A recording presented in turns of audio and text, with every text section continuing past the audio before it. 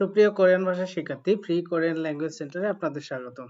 আশা করি আল্লাহর রহমতে সকলে ভালোই আছেন। তো ধারাবাহিকভাবে আজকে আমরা নতুন টেক্সট বুকের অর্থাৎ কোরিয়ান ভাষার নতুন যে বই প্রকাশিত হয়েছে সেই বইয়ের আমরা ৭ নম্বর অধ্যায়ে আছি। তো দেখেন ৭ নম্বর অধ্যায়ে কি বলা হয়েছে। তো আপনারা জানেন সাতেক কোরিয়ান ভাষায় কি বলা হয়? সাতেক কোরিয়ান ভাষায় বলা হয় সিল। সিল শব্দের অর্থ কি? সাত। অর্থাৎ কোরিয়ান ভাষায় সাতেক বলা হয় সিল। আর গোয়া শব্দের অর্থ অধ্যায়। গোয়া শব্দের অর্থ কি? অধ্যায়। অর্থাৎ ৭ অধ্যায়। এখানে গোয়া শব্দের অর্থ আসলে অধ্যায় বোঝায়, আবার মূলত এটার আরো অর্থ আছে। তো সেগুলো আমরা দেখব। তো এখানে বলছে খিয়ে জল। খিয়ে জল শব্দের অর্থ ঋতু। গোয়া এবং এই যে গোয়া শব্দ এখানে এবং অর্থ দিল। তাহলে ঋতু এবং নালসি আবহাওয়া। ঋতু এবং আবহাওয়া সম্পর্কিত মূলত আজকের অধ্যায়। তো এই আজকের অধ্যায়ে আমরা যে বিষয়গুলো আর কি দেখতে পাবো বা যে বিষয়গুলো সম্পর্কে শিখতে পারবো সেই বিষয়গুলো আর কি এখানে দেখবো আমরা। তো এখানে বলছে অনুরণ আজ নালশিগা আবা অতএব কেমন? তখন বলছে নমু খুব। নমু শব্দের অর্থ আসলে খুব। থওয়াইও, এই থওয়াইও শব্দটা আসছে হচ্ছে থপ্তা শব্দ থেকে। এখন বিষয় হচ্ছে যে থপ্তা শব্দ থেকে কিভাবে থওয়াইও শব্দ আসলো। তো এইটা আর কি বোঝার বেশ কিছু ইয়ে আছে, রুলস আছে, সেটা আপনাদের দেখতে হবে যে এই যে বিয়োগটা, এই ভিউটা মূলত এই অধ্যায়ে আসলে কিভাবে ভ্যানিশ হয়ে যায়, কিভাবে মূলত এটার আর কি ব্যবহার হয় সেটা মূলত এই অধ্যায়ে আছে। তো আমরা একটু পরে সেটা দেখতে পাবো। তাই এখানে আর বলে দিচ্ছি না, একটু পরে আমরা এখানে বিস্তারিত আলোচনা করব। তো এখানে বলছে নমু থাওয়ায় অর্থাৎ থপ্তা শব্দ থেকে আসছে, যার অর্থ হচ্ছে গরম, খুব গরম। নমু মানে খুব, থাওয়ায় মানে শব্দের অর্থ হচ্ছে গরম। মুনভাব মানে ব্যাকরণ। এখানে ব্যাকরণ নাম্বার যে বিউবটা আছে সেটাকে বলছে ফুলগি উচ্ছিক। ফুলগি উচ্ছিক। এই ফুলগি উচ্ছিক শব্দের অর্থ অনিয়মিত। ফুলগি উচ্ছিক। ফুলগি উচ্ছিক শব্দের অর্থ অনিয়মিত। হোয়ারিয়ং। হোয়ারিয়ং শব্দের অর্থ ব্যবহার, অনিয়মিত ব্যবহার। অর্থাৎ বিউপের অনিয়মিত যে ব্যবহারগুলো আছে সেইটাই মূলত এখানে দেখানো হবে। যেমনটা এখানে থপ্তা শব্দ থেকে বিউপটা ভ্যানিশ হয়ে গিয়ে উ হয়ে গেল কিভাবে, সেইটাকেই আর কি নির্দেশ করছে। এরপর আরেকটা গ্রামার আন।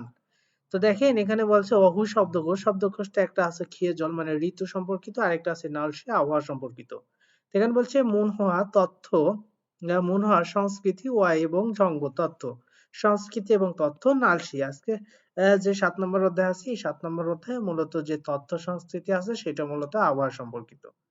তো আসলে এই হাকসুব অর্থাৎ অনুশীলনের মুখ্য উদ্দেশ্য, এই অধ্যায়টা আমরা কেন অনুশীলন করব?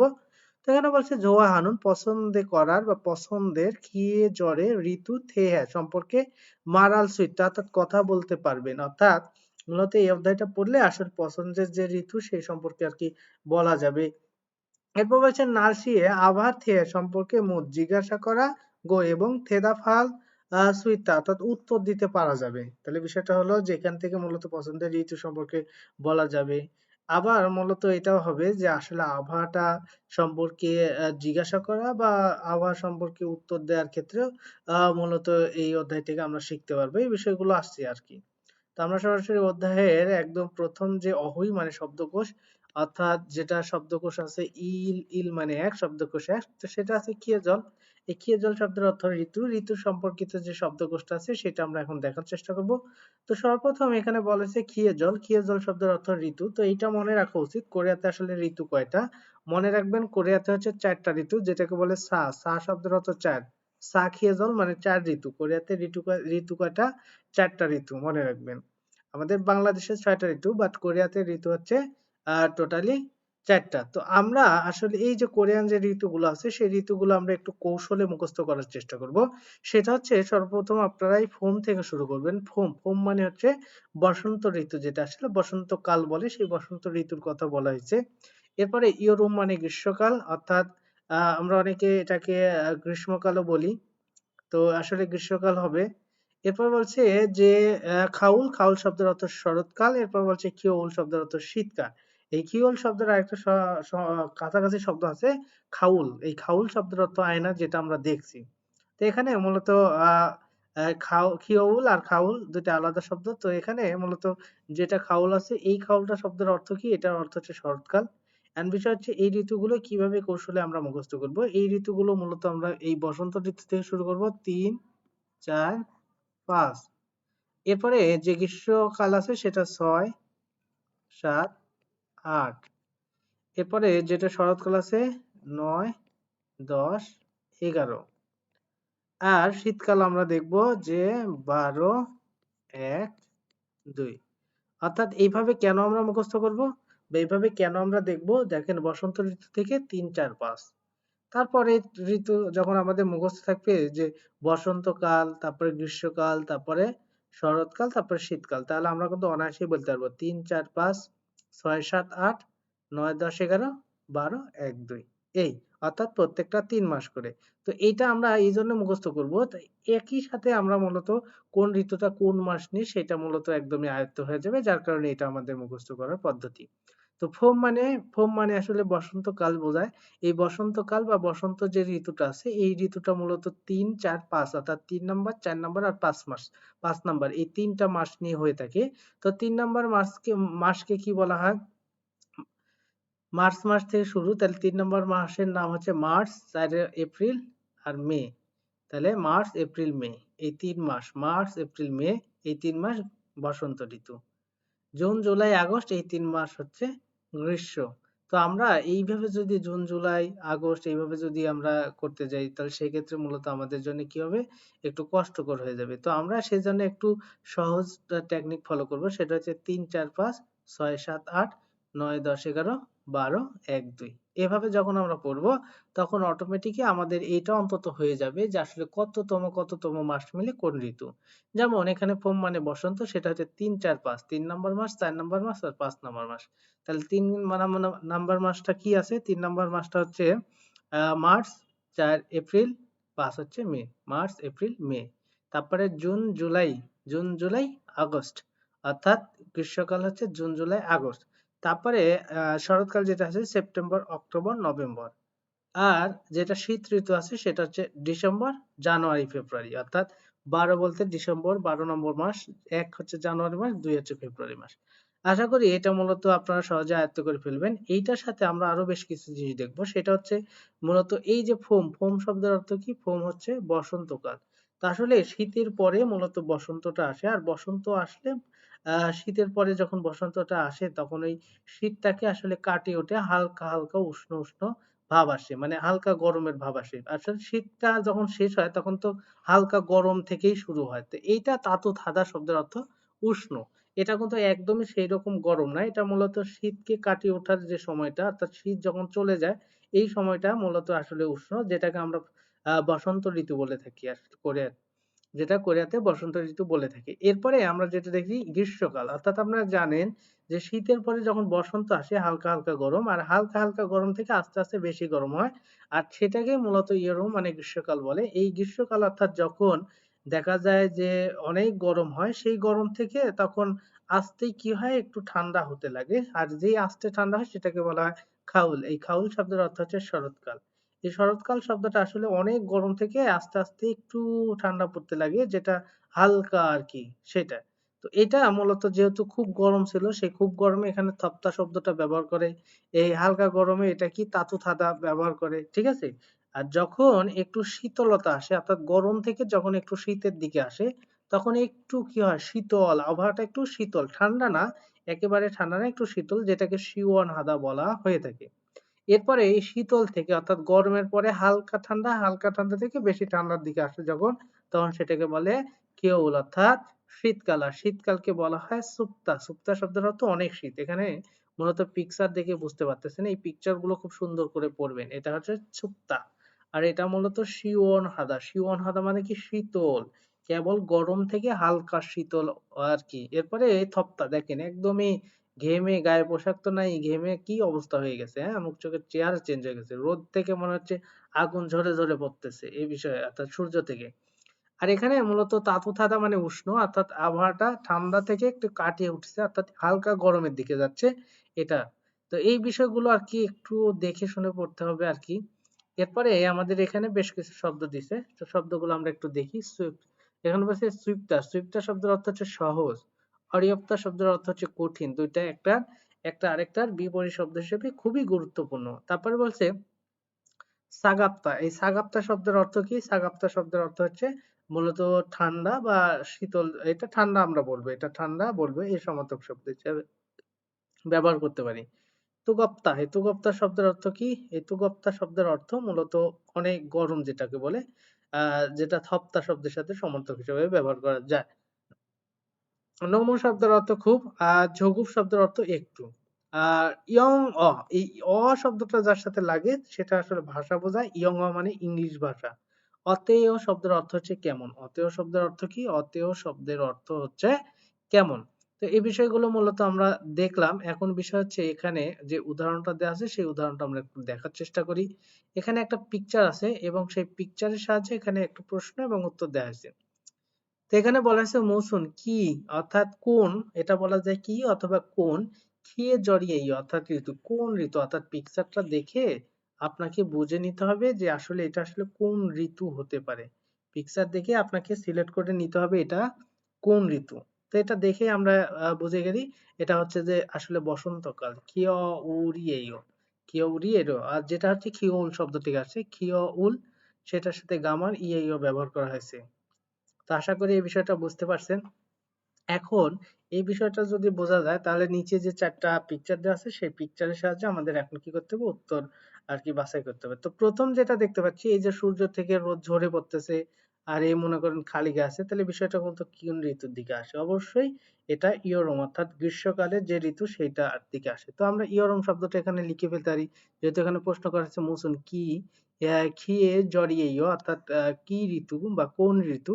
তো সেক্ষেত্রে আমরা লিখব ইয়রুম। ইয় তার সাথে রুম। ইয়রুম। ইয়রুম শব্দের অর্থ কিন্তু গ্রীষ্মকাল বোঝায়। ইয়রুম শব্দের অর্থ কি? গ্রীষ্মকাল। তার সাথে যেহেতু এখানে ব্যাকরণটা এইও ব্যবহার করতে হবে। যেমনটা এখানে ব্যবহার করা হয়েছে তেমনটাই। তাহলে এটা আমরা দেখলাম। এবার ২ নাম্বারে আসি। ২ নাম্বার এটা কি? ২ নাম্বারটা দেখে কিন্তু বোঝা যাচ্ছে এটা কি? শীত ঋতু। তাহলে শীত ঋতুকে কি বলা হয়? খিয়উল। খিয়উল তার সাথে ই এইও। তাহলে খিয়উরিয়েও অর্থাৎ এটা হচ্ছে শীত ঋতু। এটা দেখে আমরা কি বুঝতে পারতেছি? এটা দেখে নিঃসন্দেহে আমরা এটা বুঝতে পারবো যে এটা আসলে বসন্তকালে ফুল-টুল ফোটে। তো এই বিষয়টা এখানে আছে। মৌসুম কি খিয়ে জড়িয়ে অর্থাৎ কি ঋতু বা কোন ঋতু? তো আপনি এখানে কি বলবেন? ফোম। ফোম যেহেতু আছে, ফোম মানে বসন্তকাল। তাহলে ফোমি এইও। এরপরে এখানে বলছে খাউরুন। এই খাউল শব্দের অর্থ হচ্ছে শরৎকাল। নালশিখা অর্থাৎ শরৎকালে আবহাওয়া অতএব কেমন? শরৎকালে আসলে আবহাওয়াটা কেমন হয়? আপনারা জানেন শরৎকালটা গ্রীষ্মকালের পরে আসে। আর যেহেতু গ্রীষ্মকালের পরে আসে তার মানে গরম থেকে হালকা ঠান্ডা। যেটা আমরা বলি আহ এটা শীতল আবহাওয়া বলতে পারি। যেটাকে আমরা বলে থাকি শীতল আবহাওয়া। তো শীতল আবহাওয়াকে বলে কি? শিওয়ানহাদা। শিওয়ান। এই শিওয়ান শব্দের অর্থ আসলে তার সাথে হাদা শব্দ থাকে। তো আমরা হাদা ব্যবহার করবো না, এখানে হেইও ব্যবহার হবে গ্রামাটিক্যালি। ঠিক আছে? তাহলে শিওন হেইও অর্থাৎ শীতল। তাহলে এখানে শরৎকালের আবহাওয়াটা কেমন? শীতল। এই বিষয়টা বলছে। তো আমরা পরবর্তীতে চলে যাব। আমরা মূলত ১ নম্বর ব্যাকরণে আছি। খুব সুন্দর একটা গুরুত্বপূর্ণ ব্যাকরণ। মুনবব মানে ব্যাকরণ, ইল মানে ১। ৭ নাম্বার অধ্যায়ে আজকে আমরা আছি এবং ৭ নাম্বার অধ্যায়ে যে ১ নাম্বার ব্যাকরণটা আছে সেটা মূলত বিয়োগ নিয়ে। তো আসলে এই বিয়োগটাকে বলা হয় অনিয়মিত। এখানে বলছে বিয়োগ, বলছে ফুল ফুলগি বলতে পারেন, ফুলগি উচ্ছিক। এখানে উচ্চারণটা করবেন ফুলগি উচ্ছিক অর্থাৎ গয় শিকারে গি আর এখানকার হুস্যু চয় ছয় হিসি ক। ফুলগি উচ্ছিক হোয়ারিয়ং অর্থাৎ অনিয়মিত ব্যবহার। বিয়োগের অনিয়মিত ব্যবহার। আসলে আমরা বিভিন্ন জায়গায় একটা শব্দে বিয়োগ থাকে, বাট সেই বিয়োগটা কিভাবে চেঞ্জ হয়ে যায় সেই চেঞ্জ হওয়ার নিয়মটাই মূলত আমরা আজকে দেখব। যেমন আমি যদি এখানে একটা উদাহরণের সাহায্যে দেখাই, এখানে যদি উদাহরণটা দিছে যে আসলে এই থ ওয় শব্দটা কিভাবে আসলো। আসলে ওইটার মূল শব্দ কোনটা ছিল সেটা দেখতে হবে। থপ দ্বিগুতাকার থপ্তা, এই শব্দটাই মূলত থ ওয় হলো। এখন কিভাবে হলো সেটা দেখতে হবে। তো আসলে যেগুলোর সাথে দ্বিগুত আকার থাকে সেটা তো আগেই বাদ হয়ে যায়, তাহলে থাকে থপ। এখন এই যে থপ শব্দটা থাকলো, এই থপ শব্দটার সাথে যখন প্রেজেন্ট টেন্সে আইও অইও হেইও যুক্ত হয়, আপনারা জানেন প্রেজেন্ট টেন্সে কি হয়? আইও অইও আর একটা হচ্ছে হাদা ভার্বের জন্য কি হয়, হ্যাইও। তো এখানে তো এটা হাদা ভার্ব না, যুক্ত হয়, আপনারা জানেন। এখন এগুলো যখন যুক্ত করা হয়, তো আমরা জানি যুক্ত করার নিয়মগুলো আমাদের সুন্দরভাবে মনে আছে, যে যে শব্দের সাথে আসলে এগুলো যুক্ত করব, ওই শব্দের সর্বশেষ স্বরবর্ণ যদি আ অথবা ও হয়, তাহলে সেক্ষেত্রে কি হবে, সেক্ষেত্রে মূলত এই প্রথম কার্ডটা আইও হবে। বাকি সব ক্ষেত্রে কি হবে, অইও, শুধু হাদা ভার্বের ক্ষেত্রে হ্যাইও। এই, তাহলে এইটা সেই অনুযায়ী কি ও এর মধ্যে পড়েনি, বাকি সব, অর্থাৎ বাকি সবের মধ্যে মানে কি, এই যে এইটা, তাহলে এইটার কি অইও যুক্ত হয়, তাহলে সেই অনুযায়ী এটার সাথে কি যুক্ত হবে, অইও যুক্ত হবে, এই অইও যুক্ত হবে। এখন বিষয় হচ্ছে, যখন এই অনিয়মিত বাচ্চিম বিয়োগ থাকে, অর্থাৎ বলতে পারি সর্বশেষে বিয়োগ থাকে, দ্বিগুণ আকার বাদ দেওয়ার পরে সর্বশেষে যদি বিয়োগ থাকে, আর এরপরে যদি গ্রামাটিক্যালি অইও বা আইও যুক্ত হয়, সেক্ষেত্রে মূলত এই বিয়োগটা ভ্যানিশ হয়ে যায়, এবং বিয়োগটা শুধু ভ্যানিশই হয় না, এইখানে গিয়ে একটা পূর্ণাঙ্গ উ রূপ ধারণ করে। অর্থাৎ বিষয়টা হয়, যখন এই থপ শব্দের বিয়োগটা ভ্যানিশ হয়ে যায়, তখন ওই বিয়োগটার কারণে উপরে গিয়ে একটা পূর্ণাঙ্গ উ হয়। আর যেহেতু এটার সাথে গ্রামাটিক্যালি কি যুক্ত হবে, গ্রামাটিক্যালি যুক্ত হবে মূলত অইও, তো অইও যুক্ত হবে। আর বিষয় হচ্ছে যে এই অ এবং এই উ, এই দুইটা মিলে কি হয়, উ প্লাস অ, দুইটা মিলে হয় উ অ। ঠিক আছে, দুইটা মিলে কি হয়, দুইটা মিলে হয় উ অ, যেটাই মূলত এখানে ব্যবহার করা হয়েছে। থ উ অ ইও, থ উ অ ইও, অর্থাৎ থ উ অ, আর লাস্টে কি আছে, ইও, থ উ এ ইও, অর্থাৎ থপটা শব্দটা এভাবে চেঞ্জ হয়। তাহলে আশা করি বিষয়টা আপনারা বুঝতে পারছেন, যে আসলে বিয়োগটা কিভাবে এভাবে ভ্যানিশ হয়ে গিয়ে একটা পূর্ণাঙ্গ রূপ ধারণ করে। আমি আবারও বলে দিচ্ছি, কোন শব্দের যদি সর্বশেষে বিয়োগ থাকে দ্বিগুণ আকার বাদ দেওয়ার পরে, তো কি হবে, ওই বিয়োগ থাকলে যখন প্রেজেন্ট টেন্সে এই গ্রামার গুলো যুক্ত হবে, আইও অইও, ঠিক আছে, হাদা ভার্বের জন্য তো হ্যাইও ফিক্সড, সেখানে তো হয় না, তাহলে আইও বা অইও, এই ক্ষেত্রে মূলত আমাদের দেখতে হবে যে আসলে যে অনিয়মিত বিয়োগটা আছে, বিয়োগটা ভ্যানিশ করে দিতে হবে, দিয়ে মূলত যেটা বসে, আইও বসুক বা অইও বসুক, যেটাই বসুক, তার সাথে মূলত আমাদের উটা যুক্ত করে দিতে হবে। এখন বিষয় হচ্ছে, যদি আইও বসে, আইও বসে, তাহলে কি হবে, শুধু এখানে উটা যুক্ত করে দেন। আবার যদি অইও বসে, তাহলে কি করব, অইও বসলো, আমরা শুধুমাত্র এখানে কি করব, উটা যুক্ত করে দেবো, এই সিম্পল বিষয়। আশা করি এই বিষয়টা আপনারা অন্তত বুঝতে পারছেন। তো এখানে বলা হয়েছে নালশিগা আবহাওয়া নমু খুব থাওয়েও গরম, বলছে ইয়ং অর্থাৎ ইংরেজি ভাষা, বলছে খুংবুগা শেখা অতেও কেমন, মানে শিখতে কেমন বা শেখাটা কেমন, বলছে জোম একটু অরিয়, এটাও মূলত অরিয়প্তা শব্দ, ঠিক আছে, অরিয়প্তা শব্দটা আসলে ছিল এরকম, অ রি অ তা, অরিয়প্তা। এই অরিয়বটার দ্বিগুণ আকার বাদ হয়ে গেল, তাহলে বিয়োগ থাকে। এখন গ্রামাটিক্যাল অর সাথে যেটা যুক্ত হবে, এই যুক্ত হওয়ার কারণে যেহেতু সর্বশেষ সর্বর্ণ কি আ বা ও এর মধ্যে পড়ে না, তাহলে এখানে যুক্ত মনে করেন অই হবে। তাহলে তাই যদি হয়, বিয়োগটা ভ্যানিশ হয়ে গিয়ে একটা পূর্ণাঙ্গ উ হয়ে যাবে, তাহলে এখানে কি হবে, উ অ। ঠিক আছে, এই যে এখানে মূলত উ অ হয়েছে, আশা করি বুঝতে পারছেন। এটা নিয়ে আশা করি কোনো রকম কনফিউশন নাই। আসেন আমরা একটু নিচে উদাহরণগুলো একটু দেখার চেষ্টা করব, যে আসলে এখানে গ্রামাটিক্যালি কোন উদাহরণগুলো দেয়া হয়েছে। এখানে একটা উদাহরণ দিচ্ছে, নালচি আভা সুপ্তা, সুপ্তা শব্দের অর্থ কি, সুপ্তা শব্দের আসল ঠান্ডা, তাহলে এখানে বলবেন নালশিগা আভা, তাহলে মনে রাখবেন এখানে আসলে পার্টিকেল ই অথবা গা যুক্ত হবে, যেহেতু নালশি শব্দের বাচ্চিম নেই, যার কারণে এখানে গা যুক্ত হয়েছে। আপনারা জানেন ই যুক্ত হয় বাচ্চিম থাকলে, আর মূলত গা যুক্ত হয় বাচ্চিম না থাকলে, ঠিক আছে। তাহলে এখানে যেহেতু বাচ্চিম নাই, সেহেতু মূলত নালশি শব্দের সাথে গা যুক্ত হয়েছে, নালশিগা। আমরা এরপরেও এই জিনিসটা ফলো রেখে আর কি বসাবো। এরপর বলছে সুপ্তা, তো সুপ্তা শব্দের একটু খেয়াল করে দেখেন তো, এটাতে যেহেতু সুপ তা আছে, তাহলে এইটা তো মূলত বাদ হয়ে যাবে, তাহলে কি থাকে, সুপ থাকে। তাহলে আমি এখানে গ্রামাটিক্যালি বসাবো, তো এটার সাথে আসলে কোন গ্রামার বসে, আমরা জানি আ, অথবা যদি ও হয় সেক্ষেত্রে হয় আইও, বাকি সব ক্ষেত্রে অইও, তাহলে এখানে সেই অনুযায়ী বাকির মধ্যে হয়, তাহলে অইও। এখন বিষয় হচ্ছে অইও তো হলো, এখন এই বিয়োগটাকে ভ্যানিশ যদি করে দিই, তাহলে এখানে একটা পূর্ণাঙ্গ উ হয়, তার মানে এখানকার এই বর্ণটা হয় উ অ, এরকম হয় উ অ, আর লাস্টে ইয়, আর পূর্বে কি থাকবি, সু, তাহলে সুওয়ো, সুওয়ো, অর্থাৎ এখানে এরকমটা হয়েছে, যেটা সুউয়াইও। আশা করি বিষয়টা আপনারা বুঝতে পারছেন যে আসলে বিউপ, এই অনিয়মিত যে বিউপটা আছে সেটা কিভাবে চেঞ্জ হয়। এটা নিয়ে কোনো কনফিউশন আপনাদের আশা করি থাকার কথা না। তারপরেও আমি আবারও আপনাদের দেখাই দেব। এখানে বলছে হানগুগ, কোরিয়ান ভাষা খংবু, অর্থাৎ অধ্যয়ন। তাহলে কোরিয়ান ভাষা অধ্যয়ন, যেহেতু খংবু শব্দ আছে, তাহলে খংবু শব্দের সাথে বাচ্চিম নাই, তাই আপনি এখানে লিখবেন খংবু। তাহলে আমি এখানে পুরাটা একটু লিখে দেখা দিই। হান গু গ খং বু গা, যেহেতু বাচ্চার নেই তাই গা হবে। এরপরে এখানে যে শব্দটা ব্যবহার করছে বলা হয়েছে সুই। যেহেতু বিউপ, এই বিউপটা ভ্যানিশ হয়ে যাবে, তাই আমি বিউপটা লিখলাম না, একটা পূর্ণাঙ্গ কি দিলাম, একটা উ দিলাম, আর তার সাথে ওয়াইও। তাহলে সুই ওয়াইও, সুই ওয়াইও। আশা করি বিষয়টা বুঝতে পারছেন। এবার আসেন আমরা দ্বিতীয় নম্বর উদাহরণে। এখানে বলছে ইয়ং অ খংবু। তাহলে ইয়ং অ খংবু, এই খংবুর সাথে শুধু গা লাগাই দিবেন, ঠিক আছে।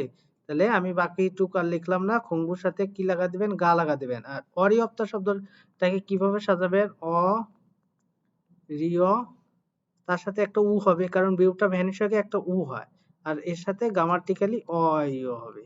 আশা করি বিষয়টা বুঝতে পারছেন। এরপরে যেটা আছে মূল। তাহলে মূল মানে কি, মূল মানে পানি, একটু খেয়াল করে দেখেন। মূল মানে কি, পানি। তাহলে মূলের সাথে যেহেতু বাচ্চিম আছে, তাই এখানে বলবেন ই, গ্রামাটিক্যালি ই বসবে, কারণ এখানে মূলত খংবুর সাথে বাচ্চিম ছিল না, তাই গা বসাইছিলাম, খংবু গা, ঠিক আছে। আর এখানে যেহেতু মূল মানে পানি, তার সাথে যেহেতু বাচ্চিম আছে, তাই ই বসাবেন, মুড়ি, উচ্চারণটা হবে মুড়ি। এবার সাগাপ্তা, সা গা, আর বিহুপ আমরা না লিখে বিহুপের জন্য একটা পূর্ণাঙ্গ উ দিব। আর এখানে গ্রামাটিক্যালি কি হবে, এখানে যেহেতু সর্বশেষ ছিল কি আ, তাই এখানে হবে আইও, ওয়াইও। তাহলে সাগা ওয়াইও, সাগা ওয়াইও। তাহলে এখানে বিষয়টা কি আসলে একটু খেয়াল করে দেখেন। তাহলে এখানে হবে সাগা ওয়াইও। তাহলে এখানে গ্রামাটিক্যালি এখানে আ না, এখানে হবে উ, অ, ওয়াইও। তাহলে আশা করি বিষয়টা আপনারা বুঝতে পারছেন। এরপরে একটু খেয়াল করে দেখেন, এরপরে কি আছে। এরপরে বলা হয়েছে যে কফি মানে কফি, এই যে তুগ অপ্তা। তাহলে কফি, যেহেতু খ ফি, বাচ্চিম নাই, তাই গা, কফি গা, তু গ উ অইও, তু গ অইও। যেহেতু বিয়োগের কারণে এখানে পূর্ণকে একটা উ দিয়ে দিলাম। আশা করি এইটা নিয়ে আপনাদের আর কোনো রকম কনফিউশন হওয়ার কথা না। এবার এখানে মূলত উদাহরণ দিছে, আমরা একটু দেখি। দেখেন এখানে বলছে ইয়রুম মানে গ্রীষ্মকাল, এবং সেখানে দিচ্ছে সুপ্তা। তো এখানে দেখেন গ্রীষ্মকালে, গ্রীষ্মকালের আবহাওয়াটা আসলে কেমন হয়।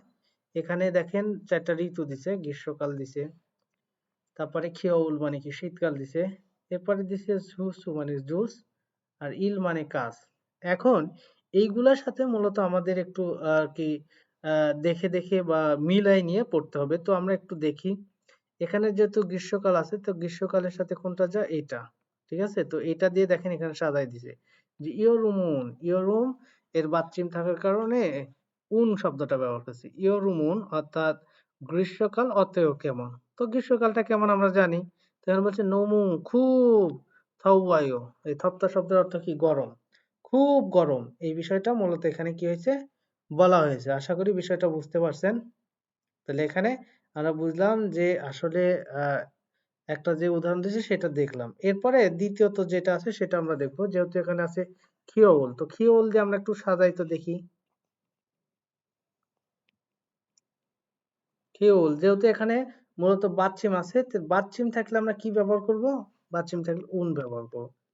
খিওরুন, খিও ও রুন, অর্থাৎ গ্রীষ্মকাল, এখানে শীতকাল, খিওল মানে শীতকাল, খিওরুন অর্থাৎ শীতকাল। যেহেতু এখানে অতেয় শব্দ আছে, তাই আমরা অতেয়ই ব্যবহার করব। অতেয় কেমন। তো যেহেতু এখানে প্রশ্ন করছে কেমন, তো সেটা আসলে আমরা তো উত্তর দিতেই পারি যে আসলে যেহেতু বলছে যে আসলে কেমন, তো সেক্ষেত্রে যেহেতু গরমকালে অর্থাৎ গ্রীষ্মকালে খুব গরম হয়, তাহলে শীতকালে কি হয়, যে ঠান্ডা হবে, এই তো। তা আমরা দেখবো সুপ্তা। তাহলে সুপ্তা শব্দের একটু খেয়াল করেন তো, যে নোমো শব্দটা আগে ব্যবহার করি, খুব, এরপরে সু বিয়োগটার কারণে একটা উ দিয়ে দেবো তার সাথে অয়ু, এই যে সু অয়ু, ঠিক আছে?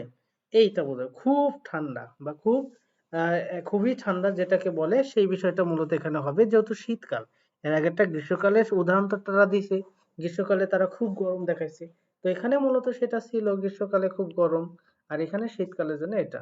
এরপর বলছে জুসু, অর্থাৎ জুস। তো আমরা এখানে নিচে পিকচারও দেখতে পারি, যেহেতু এখানে এই যে গ্রীষ্মকালের জন্য শীতের পিকচারটা, আর এই গরমকালের জন্য এই পিকচার দিছিল, আর গ্রীষ্মকালের জন্য এই পিকচার। এবার জুসুর জন্য অর্থাৎ জুসের জন্য 2 নম্বরে জুসের পিকচার দিচ্ছে, ঠিক আছে? তো এখানে আমরা জিজ্ঞেস করতে পারি জুসুডুন, জু সু, যেহেতু বাচ্চিম নেই তাই নুন ব্যবহার করো, জুসুনুন অতেয়, জুসুনুন অতেয়, এখানে প্রশ্নবোধক চিহ্ন দেবো, অর্থাৎ জুস কেমন। তো সেক্ষেত্রে জুসটা কেমন দেখেই কিন্তু বোঝা যাচ্ছে এর মধ্যে বরফের টুকরা দেওয়া আছে। তো বরফের টুকরা দেওয়া থাকলে খুব কি হবে, তো দেখি এখানে, এখানে নোমু শব্দ ব্যবহার করব, নোমু, নোমু মানে খুব, খুব, তাহলে খুব কি হবে সাগাপ্তা, এটা একটু আলাদা লিখি, নোমুর সাথে মিশে গেল সা, যেহেতু বিয়োগ বাচ্চিম হবে তাই বিয়োগটা না লিখে আমরা একটা পূর্ণাঙ্গ উ দিয়ে দিলাম, তার সাথে অইও দিয়ে দিলাম। এই, আশা করি বিষয়টা বুঝতে পারছেন। তো আসলে আমরা আরো সহজভাবে একটা বিষয়টা শিখতে পারি এটা, যেমন এই যে এরপরে দেখবো যে আমরা এই যে সুইপতা মানে সহজ, এই যে সাগাপ্তা, ঠিক আছে? তো আসলে এই বিয়োগটা যেমন আমরা থপতা শব্দ যেটা শিখলাম থপতা, এটা বাদ দেন, ঠিক আছে? এখন লিখবেন থ, আর বিয়োগের জন্য একটা উ দিয়ে দিবেন, দিয়ে সাথে সাথে একটা অয়ও লাগা দিবেন, আর কিচ্ছু দেখার দরকার নেই। অর্থাৎ বিয়োগের জন্য একটা পূর্ণাঙ্গ উ দিয়েই তার সাথে অয়ও লাগা দিবেন, আর কোনো কিছু দেখার দরকার নাই। যেখানে দেখবেন এমন অনিয়মিত বিয়োগ আছে, এই বিয়োগটাকে এভাবে ভ্যানিশ করে দিবেন, দিয়ে যে শব্দ থাকে শুধু সেটাই এইভাবে লিখে নিবেন। লেখার পরে ওই বিয়োগের কারণে একটা পূর্ণাঙ্গ উ দিবেন, আর তার সাথে গ্রামাটিক্যালি অয়ও লাগা দিবেন, শেষ ঝামেলা। অর্থাৎ এটা আশা করি এরপর থেকে যদি এরকম থাকে তাহলে আপনারা সহজে এটা তৈরি করতে পারবেন।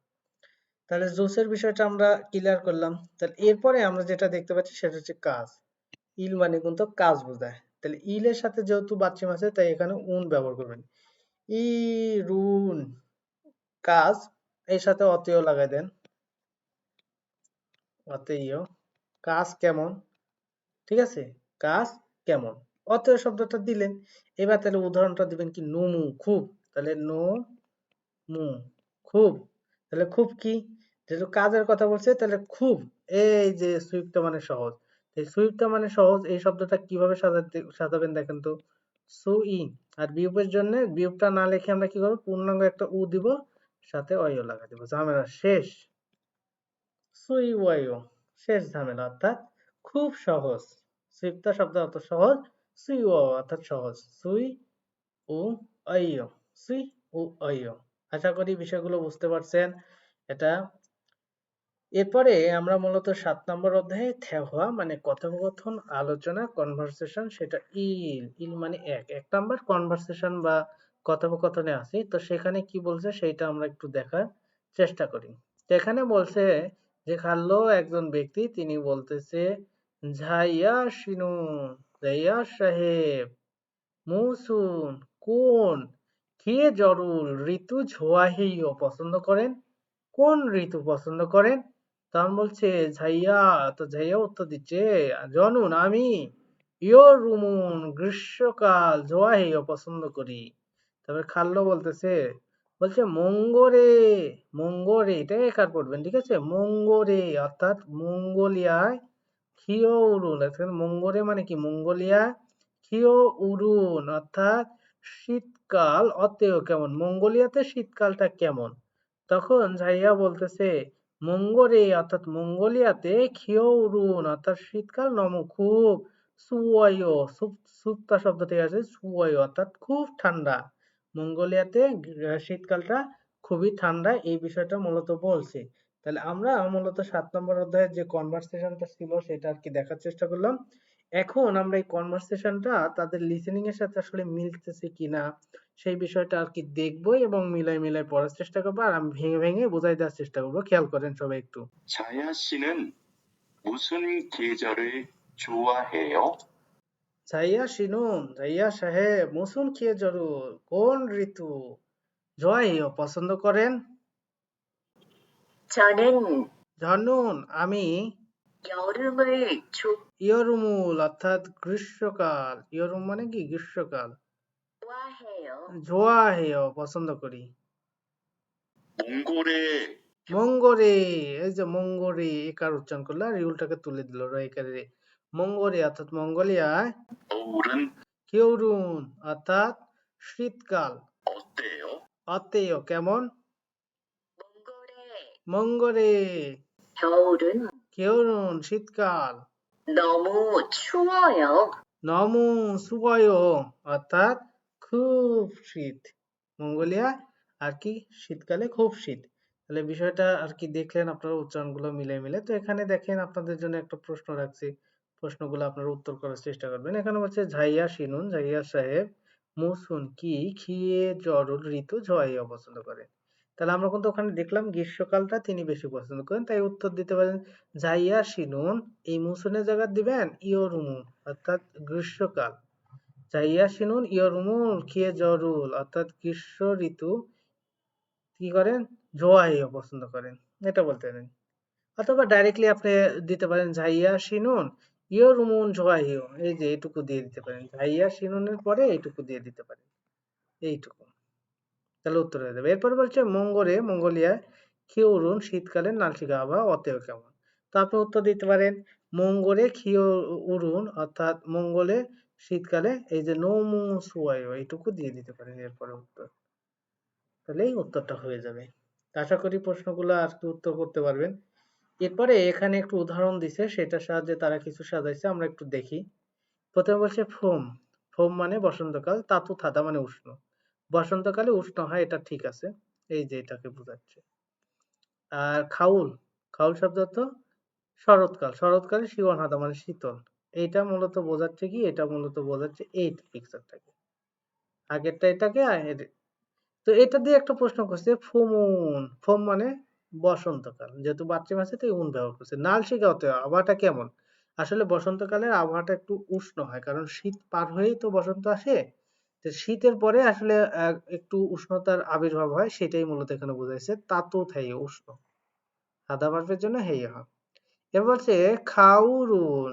খাউরুন অর্থাৎ শরৎকালে নাসিকা আবহাওয়া অতএব কেমন। তখন বলছে শিওন হেয় শীতল অর্থাৎ গরমকালের পরে অর্থাৎ গ্রীষ্মকালের পরেই মূলত শরৎকাল আসে, যার কারণে গরম থেকে আস্তে একটু শীতলতা অনুভব হয়। এই বিষয়টা বলছে। তো এইরকম ভাবে তারা একটা উত্তর দিচ্ছে। আমরা বাকিটা এখানে ইয়রুমুন অর্থাৎ গ্রীষ্মকাল যেহেতু আছে, তো আমরা এটা দিয়ে একটু দেখি। তাহলে গ্রীষ্মকালেরও বাচ্চিম আছে, তাই এখানে বসাই দেন। তাহলে ইয়রুমুন গ্রীষ্মকাল আনালশিগা আভা অতেয় কেমন। এখানে শুধুমাত্র বসাই দিবেন, এইটুকু তো কমন থাকবে। ঠিক আছে, শুধু বসাই দিবেন ইয়রুম, তার সাথে বাচ্চিম যেহেতু আছে তাই উন ব্যবহার করবেন। ইয়রুমুন গ্রীষ্মকালে নালশিগা আভা অতেয় কেমন। তো এখানে বলে দিছে থপ্তা। তো আপনি কি ডাইরেক্টলি থপ্তা বলবেন? কখনোই না। আপনি কি বলবেন? থ। যেহেতু বাচ্চিমে কি আছে? বিউপ আছে, তাও আবার অনিয়মিত, কারণ দ্বিগুণ আকার বাদ দেওয়ার পরে সর্বশেষ বিউপি থাকে। এজন্য একটা পূর্ণাঙ্গ উলেন আর অইও যুক্ত করে দিন, ঝামেলা সবকিছু শেষ। এরপরে আসেন, এখানে বলবেন কি? এখানে দ্বিতীয়টা খিওউল। খিওউল শব্দের অর্থ কি? শীতকাল। তাহলে এখানে যেহেতু খিওউল শব্দের অর্থ কি বাচ্চিম আছে, তাই এখানে এই খাউলের জায়গায় খিওউল দিয়ে দেবেন। তাহলে খিওরুন অর্থাৎ শীতকালে নানসিগা বা অতএব কেমন। এখানে বলে দিছে সুপ্তা। তো সুপ্তা শব্দটা কিভাবে সাজাবেন? সু। এবার বিয়োগের জন্য পূর্ণাঙ্গ উ আর অয়। এই সুঅয় ঠান্ডা। তাহলে শীতকালে খুব ঠান্ডা। এরপরে আমরা এখানে দেখব এই যে উচ্চারণ যেখানে দেওয়া আছে ই এ, এটার উচ্চারণ কি? ই এ। তবে এটার উচ্চারণ আপনারা ই এ করবেন না, শুধুমাত্র এ উচ্চারণ করবেন। হয়তো একার অথবা এ অথবা অন্তস্থ একারে, এই বিষয়গুলো উচ্চারণ করার চেষ্টা করবেন। ঠিক আছে, কারণ আপনাদের লিসেনিং এ আমি এর আগেও আপনাদের অনেকদিন আগেই বলেছি বা শুরুর দিকেই বলেছি যে একটা সেন্টেন্সের দিকে যখন এই ই এ শব্দটা পাবেন, তো ই এ উচ্চারণ না করে যদি ই উচ্চারণ করেন সঠিক হবে, বাট আপনার লিসেনিং আসলে ই এ শুনতে পাবেন না। তাহলে ই এ না উচ্চারণ করে এ উচ্চারণ করবেন। ঠিক আছে, এ উচ্চারণ করবেন, যেখানে যেটা আর কি দরকার হয়। তো প্রথমে আমি একটু উদাহরণটা পড়ে দেওয়ার চেষ্টা করি। ইয়াক, তাহলে এখানে ইয়াক না বলে ইয়াক, ইয়াক, ঠিক আছে? তাহলে এসুপ, এসুপ, সারে, এখানে কি বলবেন? সা রে, এটার উচ্চারণ কিন্তু এরকম হওয়ার কথা ছিল, সা রি এ, এরকম, বা আমরা উচ্চারণ করব সা রে, ঠিক আছে? এরপর বলছে সি, এখানে মূলত উচ্চারণটা হওয়ার কথা ছিল সি গি এ, বাট এটার উচ্চারণ হবে শিগে, সি গে। তারপর এটা খেরান, এখানে উচ্চারণ হওয়ার কথা ছিল খিয়েরান, ক্ষয় হির শিকারে খি, খিয়ে রান, এটা হওয়ার কথা ছিল, বাট এখানে হবে খেরান, এখানে ক্ষয় ইকারে খে, রা একারে রা, দুজনে খেরান। তারপর বলছে ঝি হিয়ে, এটার উচ্চারণ হওয়ার কথা ছিল ঝি হি এ, কিন্তু এটার উচ্চারণ ঝি হে, ঝি হে, অর্থাৎ শুধু একারের উচ্চারণ করবেন। তো আসলে আমি যেটা বললাম যে শুধুমাত্র একারের উচ্চারণ করবেন, তো আসলে একারের উচ্চারণ করলে কি তাদের লিসেনিং এর সাথে মিলবে কিনা সেটাই আমরা একটু প্রমাণ করে দেখানোর চেষ্টা করব। সবাই একটু গুরুত্বের সাথে লিসেনিংটা শুনেন। ইয়াক, অর্থাৎ বিষয়টা আরেকটু গুরুত্বের সাথে দেখবেন, আমি একটু ভেঙে দেওয়ার চেষ্টা করতেছি। ইয়াক, ইয়েসুফ, সেরে, অর্থাৎ দেখেন এখানে এখন তিনটা শব্দ দিছে প্রথমে এক নম্বরে, একটা দিছে প্রথমে ইয়ে, দ্বিতীয় নাম্বারটারও প্রথমে দিছে ইয়ে, কিন্তু শেষেরটা কিন্তু ইয়েটা আছে শেষে। এখন বিষয় হচ্ছে কখন কি উচ্চারণ করবেন। তো মনে রাখবেন যখন প্রথমে হবে সেক্ষেত্রে মূলত ই এ, ই এই উচ্চারণ করবেন, বাট ইন্ডিং অংশে গিয়ে অর্থাৎ একটা শব্দের শেষে যায় যদি দেখেন যে মূলত এটা আছে, তো সেই ক্ষেত্রে মূলত আপনি পড়বেন কি, সেই ক্ষেত্রে আপনি একার পড়বেন। আমি এর আগে আপনাদের বলে দিছিলাম এবং আজকেও সেটা আরো বিস্তারিত ভেঙে বলে দেওয়ার চেষ্টা করলাম। তাহলে বিষয়টা হচ্ছে যেহেতু এখানে প্রথমে আছে তাই আপনার এটা উচ্চারণ ই এ, অর্থাৎ ই এ উচ্চারণটা সঠিকই করবেন, যেমনটা আর কি হওয়ার কথা তেমনটাই করবেন। ই এ ইয়াক, ই এ ইয়াক, ই এ সুপ, কিন্তু এখানে যেহেতু শেষে যায় ইয়ে আছে তাই এটার জন্য সারে, রাইকারে রে, সারে, ঠিক আছে? তো দেখেন আমি মূলত এটা আবার লিসেনিংটা এবার মিলাই দেওয়ার চেষ্টা করতেছি। যেহেতু প্রথমে থাকলে ইয়ে ইয়েই উচ্চারণ করবেন, তো তারা করে কিনা দেখেন। ইয়ে ইয়াক, অর্থাৎ ঠিক আছে, প্রথমে যদি বসে তাহলে ইয়ে ইয়েই উচ্চারণ করবেন। ইয়েসুফ, এটাও ঠিক আছে, এবং কিন্তু শেষে যদি বসে সেক্ষেত্রে শুধু একার। তো দেখেন এটা উচ্চারণ সারে নাকি সারিয়ে, তাহলে সারে, এই যে সেরে, সেরে, রাইকারে রে করতেছে। এরপরে দেখেন এই শিগে উচ্চারণ করে নাকি শিগে উচ্চারণ করে, যেহেতু শেষে তাই একার উচ্চারণ করবে, শিগে,